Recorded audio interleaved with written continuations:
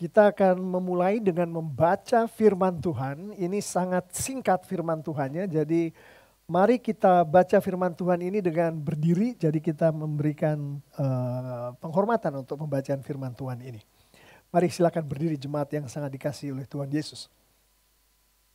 Dari 1 Korintus 1 ayat 4 sampai ayat 9. Kalau ada Alkitabnya, kita akan baca bersilih ganti.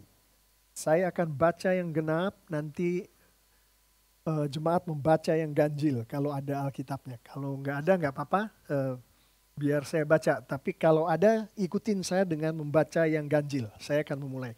Demikianlah firman Tuhan dari 1 Korintus 1 dimulai ayat 4.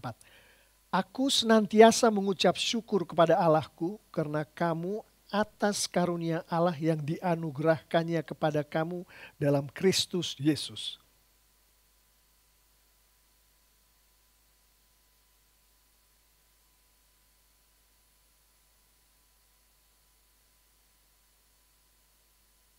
Sesuai dengan kesaksian tentang Kristus yang telah diteguhkan di antara kamu.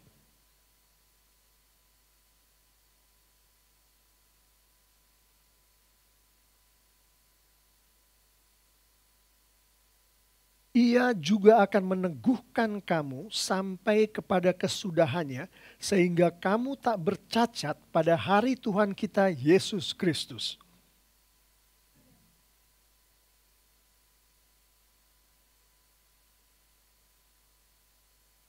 Demikianlah firman Tuhan. Haleluya. Amin. Bapa, kami siap untuk mendengarkan firman-Mu. Engkau berbicaralah kepada jemaat-Mu melalui hamba-Mu. Di dalam nama Tuhan Yesus Kristus semua untuk kemuliaan nama-Mu dan kebesaran kerajaan-Mu. Amin. Silakan duduk.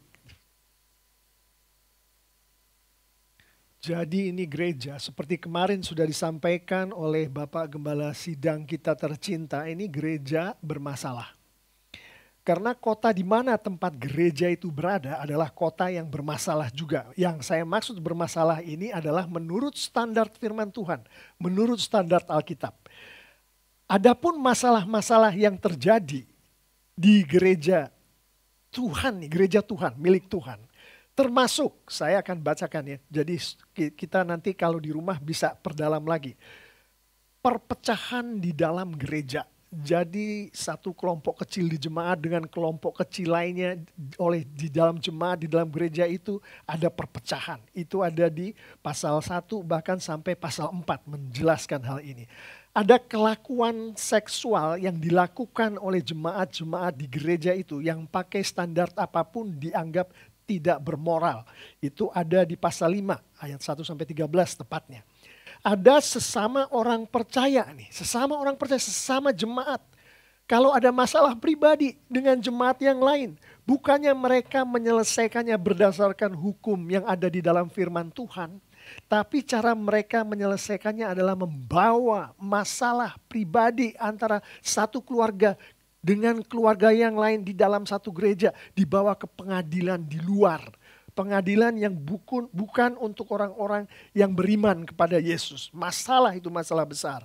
Juga ada masalah percabulan di pasal 6. Pernikahan yang bermasalah di pasal 7. Makan makanan yang dipersembahkan ke dewa-dewa. Itu juga masalah ada di pasal 8 sampai pasal 11 berbicara mengenai itu. Ada juga masalah mengenai perempuan-perempuan yang berdoa dan bernubuat tanpa tudung kepala. Pada saat itu tudung kepala diwajibkan. Itu ada di pasal 11. Ada permasalahan dengan perjamuan Tuhan, dengan karunia rohani yang dibelok-belokkan. Dan kebangkitan dari kematian yang juga disalahartikan dan dibelok-belokkan juga. Dan persembahan khusus, ini dalam bentuk materi, khusus untuk jemaat oleh gereja di Korintus ke gereja yang lain, yang di dalam konteks ini adalah gereja di Yerusalem. Jadi begitu banyak permasalahan di gereja Korintus pada saat itu. Wah, masalah ini Bapak Pendeta, begitu banyak masalah, terus apa yang dilakukan oleh Tuhan melalui hamba-hambanya terhadap gerejanya yang penuh dengan masalah ini. Kita tahu gereja ini didirikan oleh Tuhan melalui Rasul Paulus. Tuhan mengasihi setiap jemaat yang ada di gereja ini. Tuhan mencintai bahkan seluruh orang yang ada di kota Korintus. Kota yang terkenal dengan kemaksiatannya waktu itu. Tuhan sangat mencintai. Jadi udah pasti kita tahu Tuhan tidak akan melepaskan Korintus terutama gerejanya dengan sendirinya, begitu Tuhan akan ikut campur. Nah, kita sekarang pelajari nih. Apa yang dilakukan oleh Tuhan nih untuk mengatasi semua masalah-masalah tadi? Jawabannya ada di 1 Korintus 1 ayat 2, tidak dibaca tadi, tapi ini dari sinilah kita berangkat untuk melihat tangan Tuhan bekerja di dalam mengangkat kembali jemaatnya yang dalam keadaan seperti itu.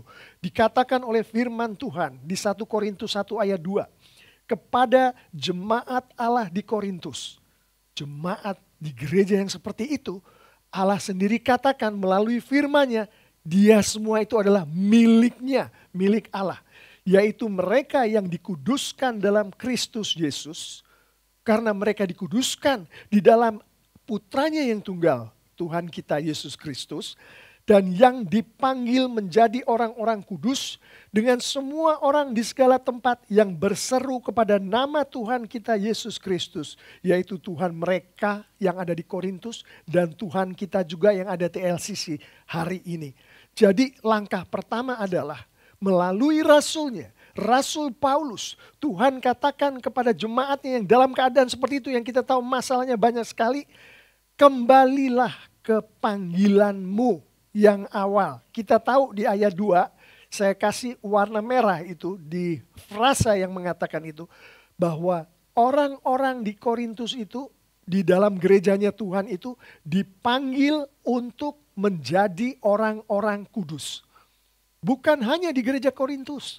Kita semua hari ini, kalau kita duduk di dalam gereja yang adalah milik Tuhan, TLCC ini milik Tuhan, dan kita mengaku bahwa Yesus Kristus adalah Tuhan kita dan Juru Selamat kita dipanggil menjadi orang-orang kudus. Dan itu bukan perkataan pendeta, itu bukan perkataan siapapun, firman Tuhan sendiri yang mengatakan kepada kita. Itu langkah pertama yang Tuhan lakukan. Melalui rasulnya dia katakan kepada jemaatnya, hai jemaatku yang aku kasihi, engkau sudah aku panggil untuk menjadi orang-orang kudusku. Langkah pertama. Yang kedua yang dilakukan oleh Tuhan mengenai rasulnya, kita melihat di 1 Korintus ayat 4 sampai kemudian nanti ayat 9, di situ Rasul Paulus berdoa mengucap syukur kepada Tuhan atas berkat Tuhan yang diberikan kepada gereja Tuhan. Di mana dia, Rasul Paulus, diberi kesempatan oleh Tuhan untuk memuliakan Tuhan dengan mendoakan jemaat-jemaat di gereja Korintus ini. Jadi doa yang disampaikan oleh Rasul Paulus adalah doa syukur. Isinya adalah mengenai kekudusan. Nanti kita akan lihat. Jadi langkah kedua yang dilakukan oleh Tuhan adalah dia menyuruh rasulnya. Kalau hari ini yang disuruh adalah pendeta-pendetanya, pemimpin-pemimpin kelompok-kelompok kecilnya, care group-nya, pemimpin-pemimpin sekolah minggu, guru-guru sekolah minggu, pemimpin-pemimpin keluarga yang mendirikan ibadah keluarga di rumah tangga. Tuhan suruh mereka menghadapi keadaan dunia, keadaan gereja yang seperti, jangan salah loh Bapak Ibu Saudara-saudari, ini saya potong sedikit. Bahwa yang terjadi di Korintus, di gereja Korintus, itu bisa terjadi juga di rumah tangga kita. Ambil kata yang paling gampang saja, penyelewengan firman Tuhan. Yang seharusnya dikatakan oleh Tuhan apa, tapi yang disampaikan oleh kepala keluarga, oleh kepala kelompok kecil, oleh kepala sekolah minggu, mungkin tidak sesuai dengan apa yang disampaikan oleh firman Tuhan. Alasannya macam-macam. Karena mereka dengan sengaja untuk kepentingan pribadinya, dia katakan kepada anaknya firman Tuhan yang harusnya begini, dia tambahin sedikit, dia kurangin sehingga memenuhi kebutuhan si ayah, si kepala rumah tangga itu. Itu masalah. Yang sama dengan yang terjadi di Korintus, tapi hari ini terjadi di keluarga kita. Bahkan di gereja kita, bahkan di jemaat kita, dan di banyak tempat yang katanya tempat itu adalah milik Tuhan. Jadi orang-orang tadi itu, pemimpin-pemimpin tadi itu, termasuk pemimpin keluarga kita, dengan firman Tuhan yang ini kita mengetahui mereka diminta oleh Tuhan untuk berdoa, mengucap syukur pada Tuhan untuk jemaat Tuhan yang dipercayakan kepada mereka. Guru-guru sekolah minggu untuk domba-domba kecil yang dipercayakan kepada kita. Kelompok-kelompok care group, anggota-anggota care group yang dipercayakan kepada kita. Rumah tangga Kristen, istri dan anak-anak yang dipercayakan kepada suami atau ayah. Tuhan menghendaki untuk pemimpin-pemimpin itu mendoakan. Apa yang didoakan? Kekudusan. Masuk akal bukan? Masalah yang terjadi itu adalah masalah ketidakkudusan daripada jemaat Tuhan di gereja Korintus. Kalau kemudian Tuhan katakan kepada gerejanya melalui rasulnya, engkau berdoa, mengucap syukur, tapi mohonlah kekudusan supaya diberkatkan Tuhan kepada jemaat itu, kepada anggota keluarga kita di rumah kita masing-masing hari ini, itu sangat masuk akal. Mari kita lihat penjelasannya berdasarkan firman Tuhan yang akan kita renungkan ayat demi ayatnya secara ringkas. Di ayat 4, di situ saya bacakan ulang. Aku senantiasa mengucap syukur kepada Allahku karena kamu. Jadi Paulus mengucap syukur atas perintah Tuhan karena kamu, yaitu jemaat-jemaatnya. Di keluarga kita si ayah akan berdoa, Bapak aku mengucap syukur karena kamu, yaitu istriku, anak-anakku. Aku mengucap syukur atas mereka Bapa di surga. Dan di situ dikatakan atas kasih karunia Allah yang dianugerahkan Allah kepada kamu dalam Kristus Yesus. Jadi dia mengucap syukur kepada Allah karena yang orang-orang yang dia hadapi itu, yang dia hadapi adalah istrinya sendiri, anak-anaknya sendiri hari ini ya, di keluarga kita. Jemaat-jemaat Tuhan sendiri yang Tuhan percayakan kepada mereka itu adalah orang-orang yang dipanggil oleh Tuhan untuk menjadi orang-orang kudus. Perhatikan ini Bapak Ibu Saudara-saudari. Yang memanggil istri kita dan anak-anak kita untuk ada di dalam keluarga kita hari ini bukan si suami, bukan si ayah. Yang memanggil adalah Tuhan. Kita tinggal terima jadi.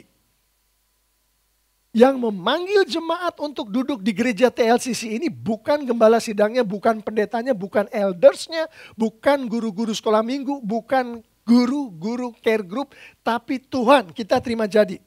Apa yang Tuhan minta? Yang pertama tadi ingatkan kepada mereka bahwa mereka dipanggil oleh Tuhan untuk apa? Untuk menjadi jemaat Tuhan yang benar. Artinya di dalam bahasa 1 Korintus 1 ayat 2 dipanggil untuk menjadi orang-orang kudus. Satu itu. Yang kedua adalah kita mensyukuri semua itu dengan berdoa kepada mereka. Kepada Tuhan atas mereka akan kekudusan mereka. Jadi orang-orang yang dikaruniai oleh Tuhan dengan segala macam anugerah yang dikatakan di ayat 4 ini kita sudah terima jadi sebagai pemimpin-pemimpinnya. Tuhan menghendaki kita sadarkan mereka akan itu. Kenapa mereka dikatakan dipanggil orang-orang kudus dan mereka ini sudah kudus? Karena mereka ada di dalam Kristus Yesus. Saya segue sedikit nih, mau jelasin sedikit. Kebanyakan kalau orang berkata, kalian ini orang-orang kudus loh. Kita ini orang kudus. Kan ada ini orang yang berkata begitu. Mengenai orang di gereja atau orang yang berani membuat pengakuan bahwa kita adalah orang kudus. Atau kita menunjuk istri atau anak kita sendiri sebagai orang kudus. Berdasarkan firman Tuhan di 1 Korintus 1 ayat 4 ini. Bapak, Ibu, Saudara-saudari, adik-adik yang sangat dikasih oleh Tuhan Yesus. Kekudusan yang dilekatkan kepada orang-orang ini bukan karena si orang-orang itu berbuat kebajikan. Bukan karena orang-orang itu melakukan tindakan-tindakan yang saleh. Bukan karena si suami kita dia menguasai firman Tuhan dengan luar biasa. Atau bukan karena anak-anak kita rajin mengikuti apa yang dikatakan oleh orang tuanya, yang disampaikan oleh orang tuanya berdasarkan firman Tuhan. Bukan itu. Dan kita harus sadarkan ke istri kita itu. Kita harus sadarkan ke anak-anak kita itu. Kalau ada orang yang mengatakan Anda adalah orang kudus, menurut firman Tuhan adalah karena Kristus ada di dalam orang-orang itu. Di dalam si anak-anak yang kudus itu. Kenapa kok Kristus ada di dalam seseorang dan orang itu dikatakan orang kudus? Karena hari ini konteks Alkitab mengatakan bahwa saat Kristus berada di dalam seseorang, orang itu di dalamnya ada Roh Kudusnya. Betul bukan? Roh Kudus yang ada di dalam orang itulah yang menyebabkan seseorang dikatakan orang kudus. Bukan karena dia bajik. Bukan karena dia ikut dengan apa yang dikatakan orang tua. Bukan karena dia setiap hari baca firman Tuhan sehingga pengetahuan dia tentang kitab suci mantap. Bukan itu. Tapi karena Kristus ada di dalamnya, Roh Kudus Kristus ada di dalamnya. Jadi kita doakan supaya mereka menyadari betul-betul bahwa panggilan untuk menjadi orang kudus pertama adalah Tuhan meletakkan Roh Kudusnya di dalam yang bersangkutan. Dari ayat 5 kita akan melihat hal kedua. Sebab di dalam Dia kamu telah menjadi kaya dalam segala hal. Dalam segala macam perkataan dan segala macam pengetahuan. Dikatakan di ayat 4 tadi, satu ayat sebelumnya, bahwa kasih karunia Allah yang dianugerahkannya kepadamu itulah yang membuat Rasul Paulus bersyukur. Itulah yang membuat setiap orang tua di rumah tangga Kristen bersyukur. Membuat guru-guru sekolah minggu bersyukur karena kasih karunia Allah yang dianugerahkannya kepada jemaat Tuhan. Di dalam ayat 5 ini khususnya Rasul Paulus mendoakan akan perkataan dan pengetahuan. Di situ dikatakan dalam segala macam perkataan dan segala macam pengetahuan. Yang kita tahu kalau Kristus ada di dalam seseorang, maka perkataan dan pengetahuan orang itu adalah perkataan dan pengetahuan Kristus. Bukan perkataan dan pengetahuan si orang yang bersangkutan. Dan dari perkataan dan pengetahuan yang adalah milik Kristus, yang ada di dalam orang yang bersangkutan, maka orang itu dikatakan dianugerahi oleh Allah dengan anugerah-anugerah yang membuat mereka kudus. Dan apa yang dikatakan Kristus, apa yang diketahui Kristus, jangan salah Bapak Ibu Saudara-saudari yang sangat dikasihi Tuhan Yesus. Hari ini disampaikan ke kita, ke anak-anak kita, ke istri kita, ke jemaat kita, ke murid-murid sekolah minggu kita melalui firman Kristus atau firman Tuhan. Itu yang kedua. Ketiga adalah dari ayat 6.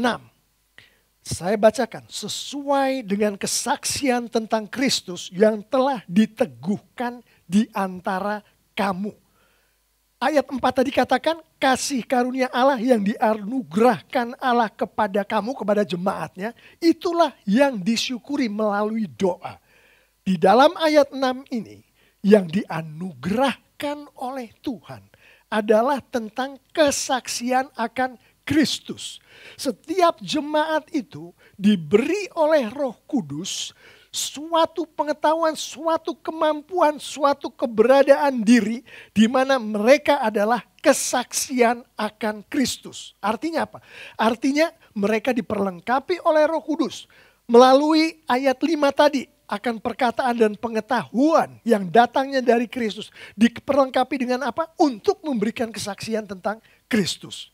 Jadi dari ayat 6 karunia yang diberkatkan Tuhan adalah kesaksian yang luar biasa akan Kristus dari jemaat-jemaat Kristus. Seperti apa bentuknya itu Pak Pendeta? Bisa melalui perkataan. Jadi perkataan si jemaat ini bersaksi tentang Kristus. Ada di dalam firman Tuhan. Jadi bisa mengenai apa yang dilakukan oleh Kristus di dalam kehidupan jemaat itu. Bisa mengenai apa yang dikatakan Kristus melalui firman Tuhan. Bahkan salah satu penafsiran adalah bisa juga melalui kehidupan si jemaat itu dari hari lepas hari. Itu menjadi kesaksian akan Kristus. Ini didoakan oleh Rasul Paulus.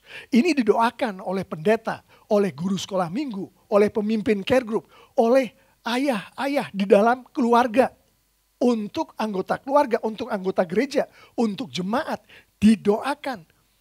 Artinya apa? Artinya memang Tuhan Yesus menghendaki kesaksian itu ada di dalam jemaat-jemaat, ada di dalam keluarga-keluarga kita. Selanjutnya dari ayat 7 saya akan bacakan. Demikianlah kamu tidak kekurangan dalam suatu karunia pun, sementara kamu menantikan penyataan Tuhan kita Yesus Kristus. Dikatakan di ayat 4 tadi, Paulus berdoa dalam syukur karena kasih karunia Allah yang dianugerahkannya kepada jemaat. Kita berdoa dengan syukur karena kasih karunia Tuhan yang dianugerahkan kepada anak-anak kita, kepada istri kita, kepada anggota gereja kita. Yang dalam ayat 7 ini khususnya adalah tidak kekurangan dalam suatu karunia pun. Ayat 7 dengan jelas menyatakan itu. Apa artinya ini Bapak Pendeta? Yang didoakan itu Tuhan menghendaki mereka penuh dengan karunia yang datangnya dari Tuhan. Apa itu karunia? Contohnya, saya kasih contoh 3 saja. Iman, Tuhan sudah berikan. Pengetahuan, Tuhan sudah berikan. Dan gampangnya lagi, satu lagi adalah kebijaksanaan, wisdom, Tuhan sudah berikan. Karena kekudusan yang adalah Roh Kudus Tuhan Yesus ada di dalam kita, memperlengkapi seseorang jemaat dengan iman, pengetahuan, wisdom, kebijaksanaan, dan masih banyak lagi yang diperlukan oleh siapapun untuk menghidupi kekudusan. Ayat 8 yang selanjutnya saya akan bacakan. Ia juga akan meneguhkan kamu sampai kepada kesudahannya, sehingga kamu tak bercacat pada hari Tuhan kita Yesus Kristus. Ayat 4 tadi, kasih karunia yang dianugerahkan Tuhan kepada jemaatnya, yang disyukuri oleh Paulus pada waktu itu, dan disyukuri oleh ayah-ayah dari rumah tangga mereka hari ini, disyukuri oleh pendeta-pendeta, antara lain adalah bahwa Tuhan sendiri yang meneguhkan si orang-orang tadi, si jemaat tadi, anak-anak kita, istri kita. Bahasa sederhananya untuk bahasa Indonesia sehari-hari, meneguhkan itu adalah menjamin. Jadi Tuhan sendirilah yang menjamin bahwa jemaatnya itu, anak-anak kita, istri kita itu akan tidak bercacat sampai pada hari Tuhan kita Yesus Kristus. Artinya kalau Tuhan sudah panggil untuk menjadi orang kudus dan yang bersangkutan sungguh-sungguh menjadi orang kudus, maka Tuhan sendiri yang akan menjamin tetap akan menjadi orang kudus sampai kedatangan Kristus yang kedua kali. Kurang apa? Begitu luar biasanya jaminan yang diberikan oleh 1 Korintus 1 ayat 8 ini terhadap anggota keluarga kita yang sudah dipanggil oleh Tuhan untuk menjadi orang-orangnya Tuhan. Artinya orang-orang kudus itu. Dan yang terakhir di dalam konteks yang kita renungkan ini adalah dari ayat 9. Allah yang memanggil kamu kepada persekutuan dengan anaknya Yesus Kristus Tuhan kita adalah setia. Karunia Allah yang dianugerahkan kepada jemaatnya. Yang tadi dari ayat 4 tadi. Kepada anggota keluarga kita adalah kesetiaan Allah. Kesetiaan yang begitu luar biasa di mana Tuhan sendiri akan selalu menepati janji-janjinya dengan setia. Artinya Tuhan akan menepati ayat 4, ayat 5, ayat 6, ayat 7, ayat 8 dengan setia. Itulah yang kita doakan atas kehidupan istri anak kita.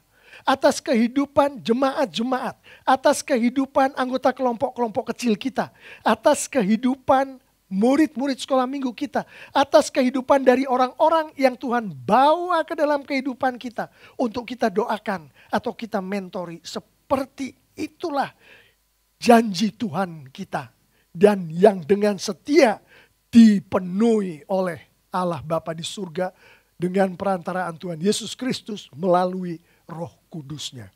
Secara ringkas seperti itulah apa yang Tuhan ingin sampaikan mengenai kekudusan terhadap masalah-masalah yang dihadapi oleh gereja Tuhan pada masa itu.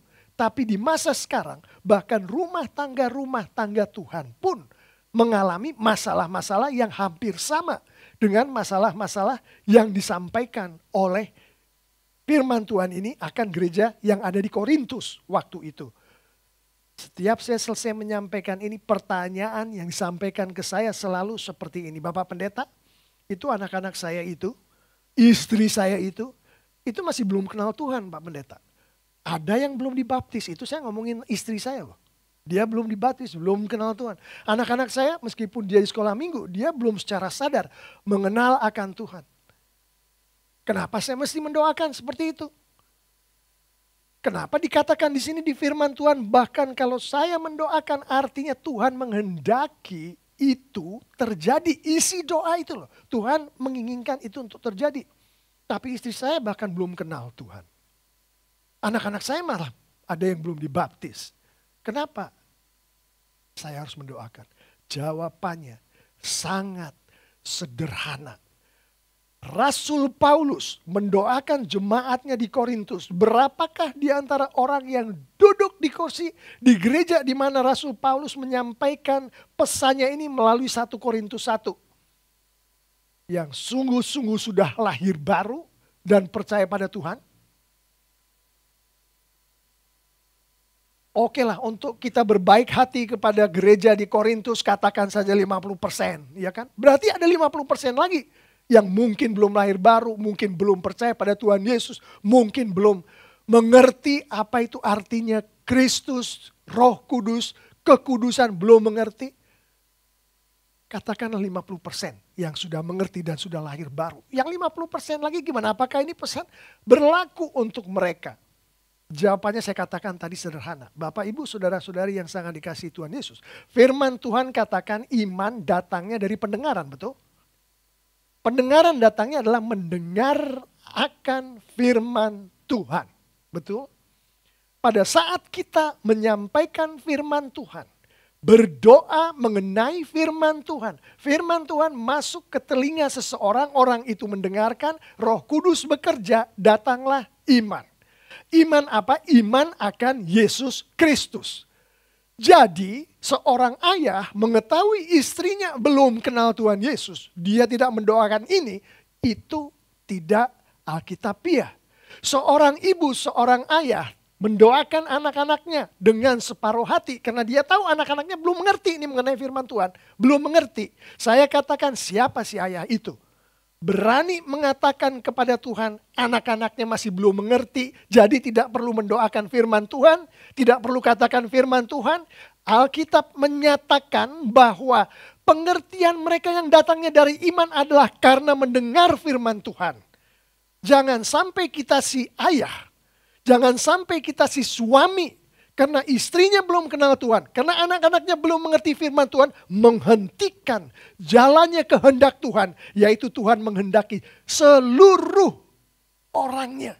Termasuk si anak-anak itu yang kita anggap belum mengerti. Termasuk si istri itu yang kita anggap belum kenal Tuhan. Untuk mendengar firman Tuhan. Karena dari firman Tuhan iman datang. Iman akan kepada Yesus Kristus. Amin. Jangan berhenti katakan firman Tuhan. Jangan berhenti berdoa untuk istri dan anak-anak kita. Jangan berhenti berdoa untuk jemaat kita. Jangan berhenti berdoa. Karena disitulah kekuatan dari Tuhan dinyatakan kepada gerejanya. Saya akan menutup dengan beberapa poin. Dan saya anggap poin ini adalah bukan hanya kita di sini yang perlu mengetahui. Tapi tentunya dengan meminta urapan dari Tuhan, kita bisa sampaikan ke sebanyak mungkin telinga yang perlu mendengarkan. Poin pertama adalah dari 1 Petrus 1 ayat 15 dan 16 saya akan katakan di depan sini. Yang adalah dikutip oleh Rasul Petrus dari Imamat 11 ayat 44 dan 45, isinya adalah seperti ini. Tetapi hendaklah kamu menjadi kudus di dalam seluruh hidupmu sama seperti Dia yang kudus, yang telah memanggil kamu. Sebab ada tertulis, kuduslah kamu sebab aku kudus. Doa Paulus adalah doa mengenai kekudusan. Karena jemaat menghadapi dunia yang tidak kudus. Masalah-masalah timbul karena banyak orang-orang yang tidak menghidupi kekudusan. 1 Petrus 1 ayat 15 dan 16. Di situ dikatakan Tuhan menghendaki jemaatnya untuk kudus sebab Tuhan kita adalah kudus. Itu pertama. Yang kedua adalah dari Yohanes 1 ayat 14. Saya akan bacakan. Firman itu telah menjadi manusia dan diam di antara kita. Dan kita telah melihat kemuliaannya. Katanya di sini mengacu kepada Tuhan Allah Bapa di surga. Yaitu kemuliaan yang diberikan kepadanya. Katanya yang kedua mengacu kepada Tuhan Yesus Kristus. Perhatikan di situ. Nya yang pertama ke Allah Bapa di surga. Nya yang kedua kepada Tuhan Yesus Kristus. Diberikan kepadanya sebagai anak tunggal Bapa. Artinya apa? Bapak Ibu Saudara-saudari yang sangat dikasihi Tuhan Yesus. Penyataan itu dalam bahasa sederhananya itu yang saya tidak suka memakainya. Tapi penampakan yang terlihat dari luar. Alkitab mengatakan di dalam bahasa Indonesia terjemahan baru, penyataan. Jadi karena kemuliaan Yesus yang diberikan oleh Tuhan adalah kemuliaan Tuhan sendiri. Maka penyataan Kristus, penampakan Kristus adalah penyataan kemuliaan Tuhan. Penampakan kemuliaan Tuhan. Kita tahu hari ini penyataan Kristus adalah penyataan Roh Kudus, bukan? Kristus gak ada di sini, hari ini dia duduk sebelah kanan Allah Bapa di surga. Tapi Roh Kudus Kristus, kalau kita melihatnya dari aspek ketritunggalan Allah, yang adalah Tuhan kita sendiri. Roh Kudus Yesus ada bersama kita, artinya apa? Penampakan Roh Kudus adalah penampakan Kristus. Penyataan Roh Kudus adalah penyataan Kristus yang adalah penyataan Allah Bapa di surga. Jadi kalau begitulah yang disampaikan oleh Yohanes 1 ayat 14 tadi. Itu berdasarkan penafsiran yang saya simpulkan seperti itu. Maka pada yang menurut ayat 14 ini dikatakan bahwa kemuliaan Kristus adalah kemuliaan Tuhan. Pada saat Kristus tampak, maka kemuliaan Tuhan yang tampak.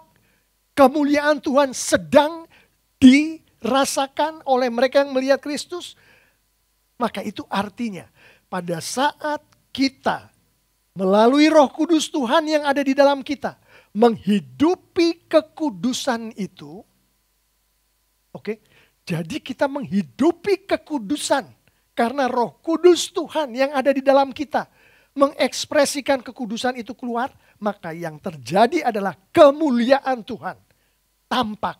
Artinya bahasa sederhananya, Tuhan dimuliakan saat umat Tuhan menghidupi kekudusan. Dan itulah tujuan daripada Yesus datang ke dunia, memuliakan Tuhan. Dari seluruh Alkitab, memuliakan Tuhan. Dari apapun nas yang kita pelajari termasuk nas kita hari ini, memuliakan Tuhan. Dan ini terjadi pada saat Tuhan berkenan mengizinkan umatnya untuk menghidupi kekudusan. Jadi Bapak Ibu Saudara-saudari yang sangat dikasihi Tuhan Yesus, kenapa kita mendoakan dan mengingatkan anak kita, istri kita, jemaat kita, orang-orang yang Tuhan bawa di dalam kehidupan kita mengenai apa yang barusan kita renungkan bersama akan kehidupan kudus ini? Karena dengan demikian, atas pekerjaan Roh Kudus untuk orang-orang itu, Tuhan dipermuliakan. Dan itulah yang Tuhan kehendaki pada saat dia mulai berbicara akan dirinya ke Musa. Dia menghendaki dirinya untuk disembah dan dimuliakan. Hari ini kita baru saja diperingatkan kembali. Kita udah tahu bahwa dia, Tuhan, bisa dimuliakan pada saat umatnya, jemaatnya menghidupi kekudusan. Kita baru saja diingatkan, Tuhan dimuliakan pada saat seorang ayah mengatakan kepada anak-anaknya dan mendoakan anak-anaknya akan firman Tuhan mengenai kekudusan. Kita baru saja diingatkan pada saat seorang suami mendoakan istrinya.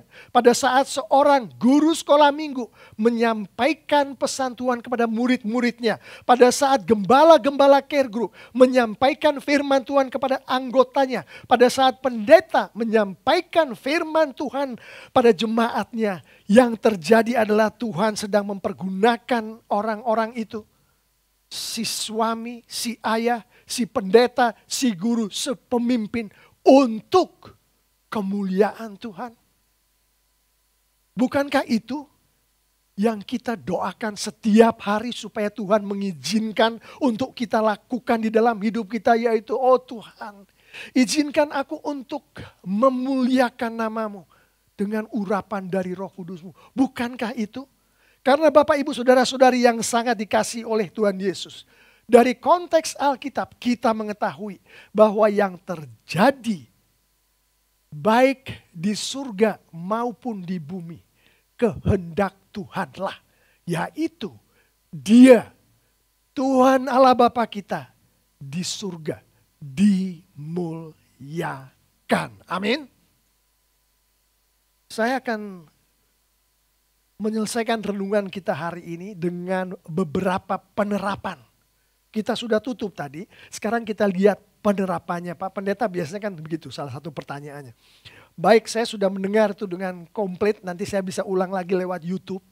Tapi saya pengen tahu dong, penerapannya itu seperti apa di dalam kehidupan saya berkeluarga. Di dalam kehidupan saya di tempat kerja saya. Saya kebetulan adalah manajernya. Di dalam kehidupan saya di kelompok-kelompok kecil saya, kebetulan saya gembalanya. Atau di sekolah minggu saya, kebetulan saya gurunya, seperti apa. Saya akan mulai dari masalah-masalah yang kita hadapi. Satu saja yang saya akan ambil sebagai contoh. Berapa banyakkah di antara kita di keluarga kita, si suami tidak ngomong dengan istrinya mata ke mata, hati ke hati. Si anak tidak berbicara ke ibunya atau ke ayahnya dengan terbuka secara sejujur-jujurnya. Berapa? Si cucu tidak mau berinteraksi dengan neneknya, nggak tahu kena apa. Dengan kakeknya nggak tahu kena apa. Berapa di keluarga kita? Oh, cukup banyak kok Pak Pendeta. Saya tahu itu terjadi di keluarga saya. Tapi nanti kan berhenti sendiri. Kalau udah lama kan berhenti masalah seperti itu. Masalah seperti itu. Masalah. Masalah memang masalah itu. Karena Tuhan sendiri katakan yang namanya ketidaksatuhatian itulah yang namanya perpecahan itu ketidaksatuhatian. Di dalam tubuh Kristus. Rumah tangga kita itu milik Kristus loh. Di dalam tubuh Kristus ada ketidaksatuhatian itu adalah masalah. Paulus diminta Tuhan untuk mendoakan hal-hal seperti itu. Kalau itu terjadi di keluarga kita, saya ngambil contoh yang sesederhana itu, artinya Tuhan menghendaki pemimpin keluarga itu untuk mendoakan itu. Itu bukan masalah sepele. Itu masalah besar. Kenapa? Karena kita melihatnya dari tubuh Yesus. Satu roh, bukan? Kalau dia tidak satu hati, gak mau ngomong satu sama lain, itu bukan satu roh, bukan satu tubuh. Pecah dia. Tuhan gak suka yang seperti itu. Dia tidak suka, dia tidak dimuliakan pada saat seperti itu terjadi. Ini salah satu yang dikehendaki oleh Tuhan. Segera doakan, segera konsultasi dengan firman Tuhan. Segera berkumpul dengan orang-orang kudus lainnya sehingga bisa membahas firman Tuhan lebih dalam, bisa mendoakan bersama-sama. Ada perpecahan nih di dalam rumah tangga. Saya bukan ngomongin perceraian, saya nggak ngomongin perbedaan pendapat yang hebat sampai suami sama istri terus melakukan tindakan-tindakan yang tidak seharusnya terjadi. Bukan itu yang saya ngomongin ketidaksatuhatian itu loh. Yang satu ke kiri, yang satu ke kanan. Mau membesarin anak, yang satu ke sini, yang satu ke sana. Anak gak mau ngomong sama, itu loh yang seperti itu yang saya bilang itu tidak, kesatuan itu tidak ada di situ. Kesatuan roh gak ada di situ. Dan di situ tadi dikatakan caranya kita ikutin firman Tuhan. Pertama kan kita doakan. Iya kan? Masalah terjadi di rumah tangga, kita doakan. Ini yang saya heran. Seorang ayah punya masalah dengan anaknya. Anaknya tidak ikut apa yang ayahnya katakan. Padahal menurut si ayah ini adalah menurut firman Tuhan. Bukan? Anaknya bilang itu bukan. Terus anaknya lagi bilang punya alasan-alasan lain. Apa yang dilakukan si ayah? Anak itu dihukum. Gak tahu, hukumnya ada macam-macam kan. Penghukuman itu ada macam-macam. Ada yang namanya grounding, gak boleh nonton TV, gak boleh main, segala macam itu yang seperti itu. Terus ada lagi yang hukumannya itu suruh baca suruh nulis 100 kali, jangan lakukan ini segala macam. Firman Tuhan katakan si anak melakukan kesalahan, si suami dengan istri ada perbedaan pendapat, maka yang dilakukan adalah berdoa bukan? Ajak si anak itu untuk berdoa, ajak si istri itu untuk berdoa, ajak si suami itu untuk berdoa. Karena kita tahu dari firman Tuhan, pemberi semua anugerah tadi adalah Tuhan sendiri. Bukan si ayah, bukan si ibu, bukan si pendeta. Yang memberi kedamaian nanti, yang memberi kesatuan nanti berdasarkan ayat 4 sampai ayat 9 tadi adalah Kristus sendiri melalui Roh Kudusnya. Bagaimana caranya itu bisa terjadi kalau kita tidak ajak itu orang-orang berdoa?